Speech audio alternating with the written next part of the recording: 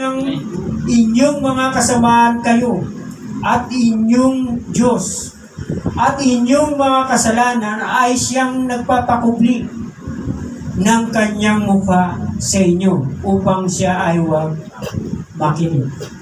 Pansinin mo yung nakagawa ng kasalanan, si Eva at si Adan, doon sa Hardin ng Eden. Noong una, hindi pa sila nakakagawa nakakausap pa nila ang Panginoon. O nung nakagawa sila ng kasalanan, tinukso sila ng ahas, lumayo na ang ating Panginoong Diyos sa kanila.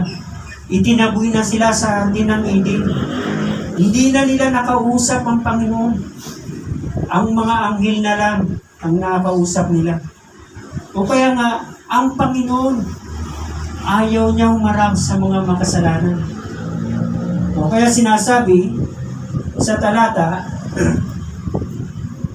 narito ang kamay ng Panginoon ay hindi umiksi na di makapagliligtas ni di mahina ang kanyang pakinig na di makarinig. Kundi pinaghihiwalay ng iyong mga kasamaan kayo at inyong Diyos at inyong mga kasalanan ay siyang nagpapakubli ng kanyang mukha sa inyo upang siya ay huwag makinig. Kaya hindi nakikinig ang Panginoon kung yung masamang nananalangin. Kung may masama sa iyong puso, makikinig ba ang Panginoon? Kasi nalalaman ng Panginoon yung puso ng tao Kung mabuti yan, mayroon nga nananalangin na para sa kanya na gagamitin sa sanlibutan yung kanyang ngayon diringgin ba ng Diyos yan? Hindi. Kaya diniringgin lang ng Diyos yung mga mabubuting dalangin, mga hinaing. Hindi pa nga lang tayo na nalangin, alam na ng Diyos ang ating kahilingan. Ipinagkakaloob niya sa atin. Dahil tayo ay tapat sa Kanya. Amen. Yung mga tapat sa Kanya, yun ang Kanyang dinirinig. Diba?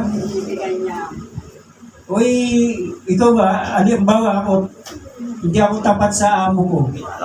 Diringin ba ako ng amo ko? Hindi. Alam ng amo ko, masama akong gawa. Masama yung gawa ko. Halimbawa lang gawa. Hindi ako diringgin. Pero kung mabuti yung gawa ko, diringgin niya ako. Diba? Ganun yun. Sinisira ng kasalanan ang ating pakikisama sa Diyos.